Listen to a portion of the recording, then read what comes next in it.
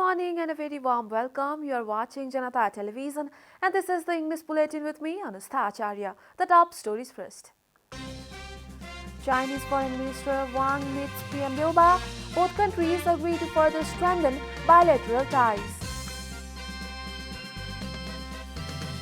UML Chair Oli says his party will win election, claims UML is there to protect and promote national interest.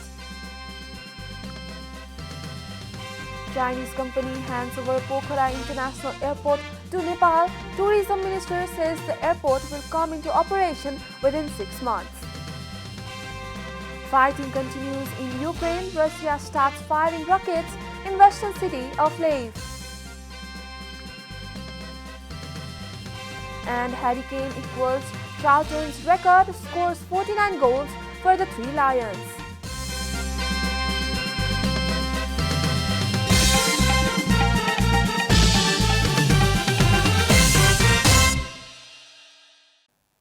And now the news in detail.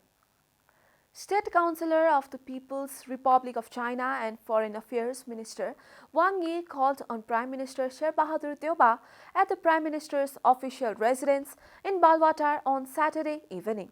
During the 1-hour-long meeting, issues of bilateral interest were discussed, according to Minister for Foreign Affairs Dr. Naren Khadka. On the occasion, issues of supporting each other's mutual concern in the international forums were also discussed. The two sides also discussed the trade deficit of Nepal with China, resumption of trade from Tadopani and Raswagadi border points, facilitation of Nepali students studying in Chinese universities, and other common concerns.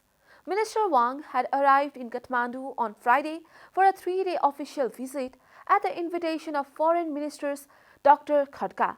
Nepal and China on Saturday inked 9 sets of instruments to enhance mutual cooperation and partnership. Both countries have agreed to further strengthen the relation and partnership between Nepal and China. CPN-UML Chairman KP Sharma Odi has said that UML will win the election even if all the parties registered with the Election Commission from an alliance. Speaking at a program organized in Kathmandu on Saturday, Chairman Oli claimed that the UML would win the upcoming election by itself even though all the parties registered with the Election Commission unite together. He also said that other parties are scared with the CPN-UML, so they are against it. Oli said that CPN-UML represents the nationalist forces of the country. He clarified that the UML is there to protect and promote the national interest. He also accused the Maoists of being fake nationalists, saying that the ruling CPN Maoist Center colluded with foreigners to endorse the MCC grant agreement. Chairman Oli said that Nepal is facing economic problems. He mentioned that banks are not being able to provide loan due to lack of money. He said that he had received money for development works when he was loading the government. Chairman Oli said that the sectors such as agriculture and industry should be modernized. He emphasized on making the country modern, developed and industrialized. President Bidya Devi Bhandari has urged the non-resident Nepalis to utilize the knowledge, skill and capital they earned abroad for the welfare of the homeland. She appreciated the role the Non-Residents Nepalis Association has played for making Nepal visible in the international arena with the promotion of its art and culture. President Bhandari made such remarks while addressing the 10th Global Conference of NRNA on Saturday. She stressed that NRNA should continue assistance to the motherland as they did during the crisis of 2015 earthquake and the recent COVID-19 pandemic. Deputy General Secretary of CPN Unified Socialist Dr. Vijay Kumar Paudel said that the state organs should work in coordination with each other just like the organs of the human body. Dr. Paudel made such remarks while addressing the first meeting of the Bagmati chapter of Nepal ex-army and police organization Socialist yesterday. He also urged all the leaders and cadres of the party to press for the elections. The CPN Unified Socialist Party has formed Bagmati Provincial Committee of Nepal ex-army and police organizational socialist. The party made the announcement during a function organized yesterday. The meeting was attended by 13 district committees of the party. The meeting also discussed about the upcoming local level election slated for May 13. This is Janata Bulletin. We'll be right back after a short break.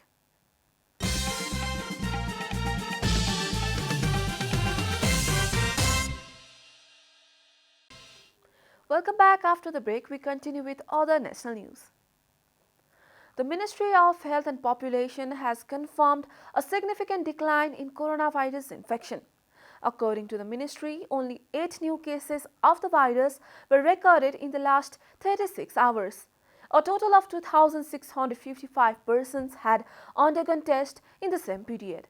Currently, the number of infected people stands at 1,758. Similarly, 210 infected persons recovered from the disease yesterday. The recovery rate is 98.6%. No fatality were recorded in the past 36 hours. According to the ministry, only Kathmandu district has more than 200 active cases at present. There are 9 districts with zero infection. They are Thankuta, Sankhwa Saba, Ramechhap, Manang, Mustang, Rukum East, Bazura, Kanchanpur, Dolpa, Humla and Jumla. Currently, 1,717 infected people are recovering in home isolation, 41 in institutional isolation, 13 in ICU and 2 on ventilator support. Blood shortage has surfaced as one of the major issues in Nepal in the recent times. Various social organizations have been conducting blood donation programs to help solve this problem to some extent. A report.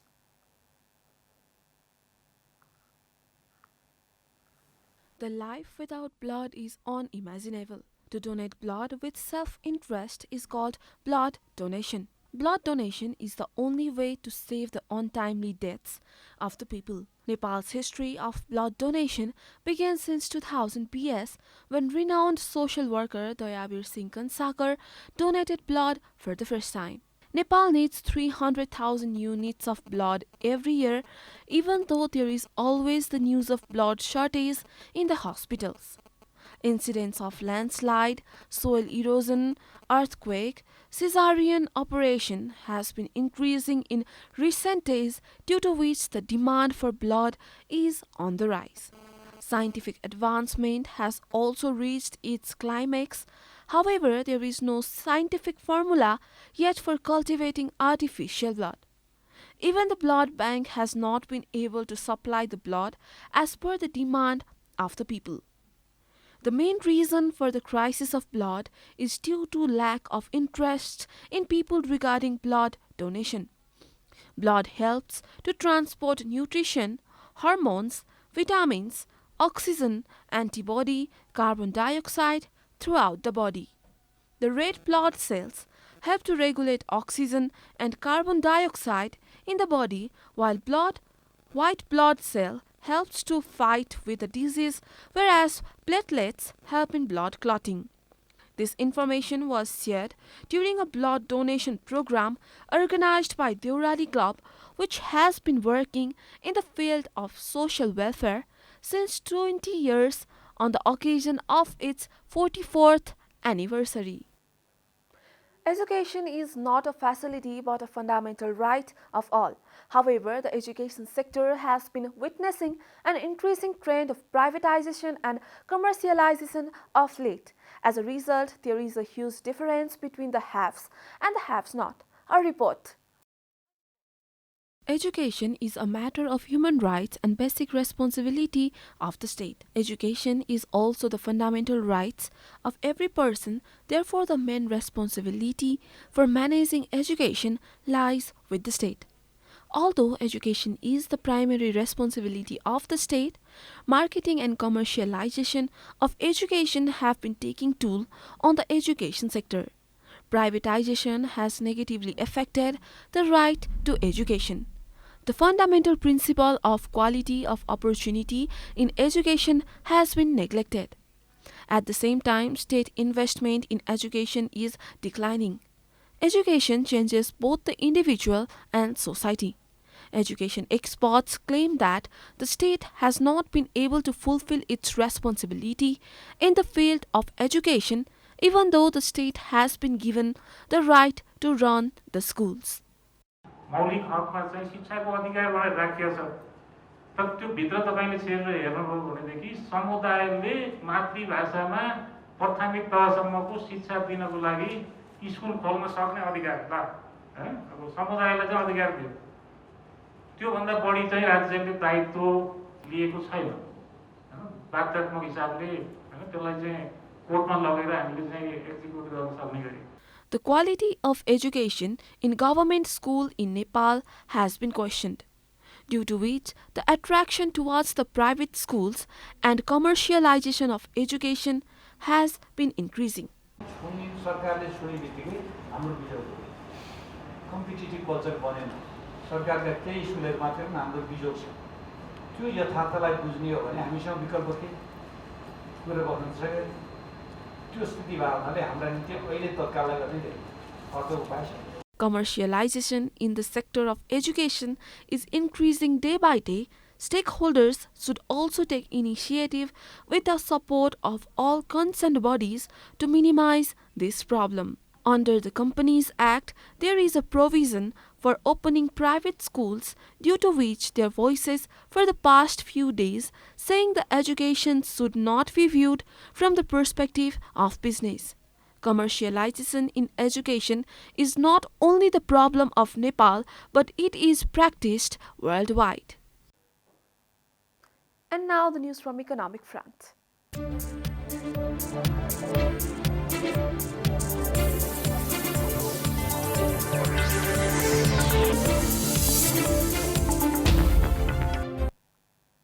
The Pokhara Regional International Airport, being developed by Chinese construction company CAMC Engineering, has been handed over to Nepal on Saturday. A report. The Pokhara Regional International Airport was handed over to Nepal on Saturday evening on the occasion of the state visit of China's Foreign Affairs Minister Wang Yi to Nepal. Separate programs were organized in Kathmandu and Pokhara Airport for the handover of the airport. In Kathmandu, Chinese Affairs Minister Wang handed over a symbolic key to Foreign Minister for Affairs Dr. Narayan Khadka at the presence of Prime Minister Sher Bahadur Deuba. In Pokhara, Minister for Tourism, Culture and Civil Aviation Prem Bahadur Ale felicitated Chairman of CAMC Engineering Lu Yan for completing the construction of the airport. Project Chief of Pokhara Regional International Airport Bines Munakarmi said the handover ceremony was organized after the completion of major construction works. The airport was constructed with a concessional loan and grant assistance of Rs 22 billion from EXIM Bank of China.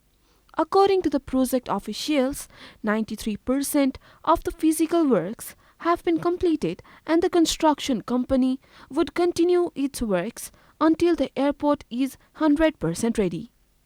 So far, the runway, terminal building, air traffic control building, taxiway and other main works have been completed.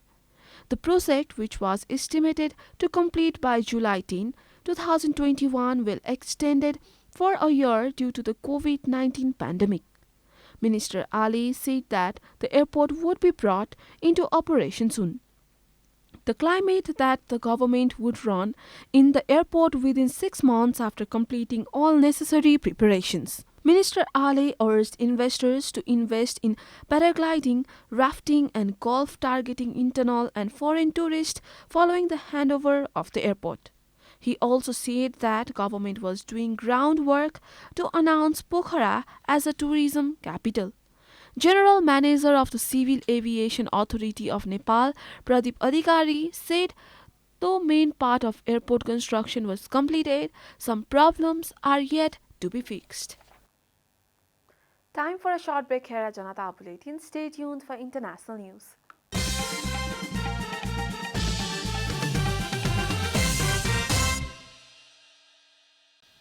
Welcome back, now the international news.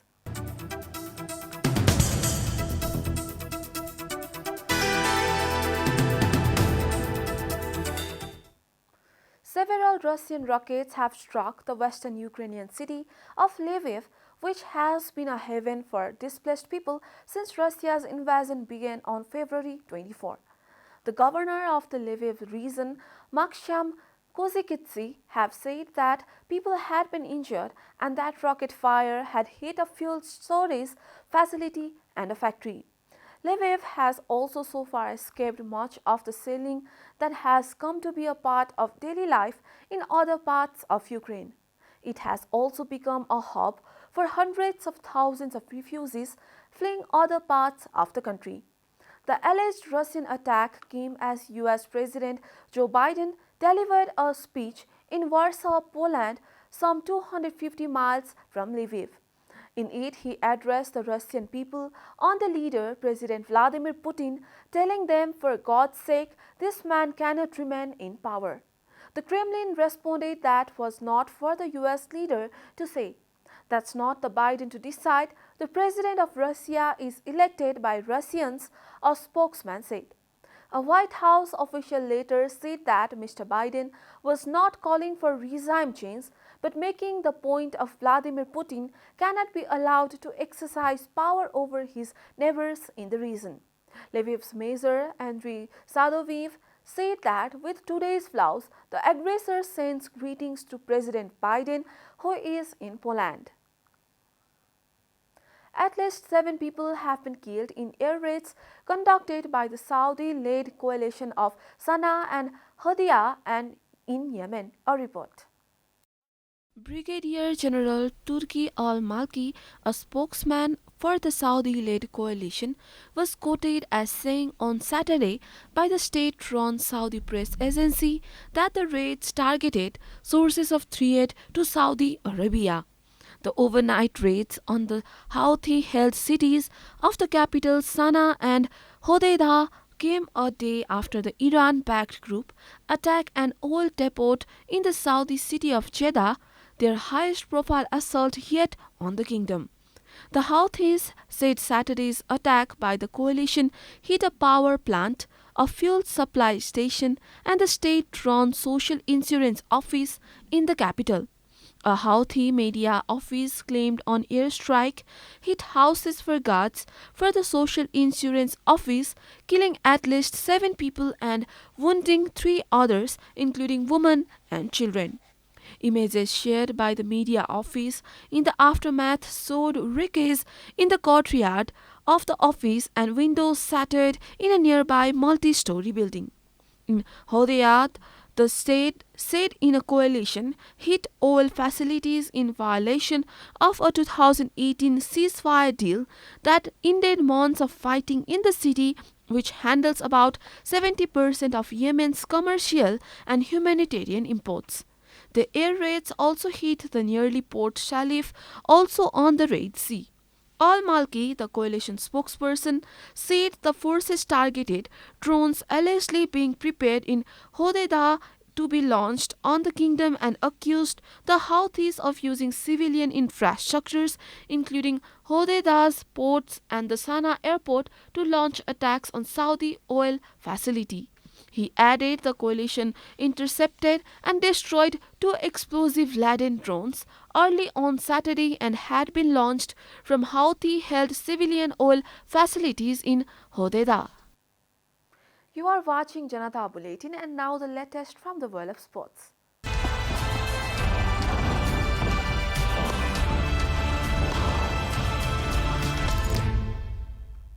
Harry Kane moved level with Sir Bobby Charlton on 49 England goals as they came behind to beat Switzerland in a friendly at Wembley. England were grateful to the excellence of goalkeeper Jordan Pickford in the first half, but they still fell behind when Brill Embolo's header put Switzerland in front after 22 minutes. Gareth Southgate's side were second best to the confident Swiss, but were handed a route back into the game when Fabian Frey's error ended with Luke Shaw's providing an emphatic finish for England's equaliser in first half stoppage time. England, who gave debut to Mark Guehi, Kyle Walker-Peters and Tyreek Mitchell, completed the turnaround with 12 minutes left when Kane scored from the spot after VAR-adjust the Steven Gerrard had handled from the corner. Kane scored with his usual expertise and now stands just 4 goals behind England's record marksman Wayne Rooney. We are at the end of Janata Bulletin and the headlines once again. Chinese Foreign Minister Wang meets Prime Minister Liu. Both countries agree to further strengthen bilateral ties. UML chair Oli says his party will win election, claims UML is there to protect and promote national interest. Chinese company hands over Pokhara International Airport to Nepal. Tourism Minister says the airport will come into operation within 6 months. Fighting continues in Ukraine. Russia starts firing rockets in western city of Lviv. And Harry Kane equals Charlton's record, scores 49 goals for 3 Lions.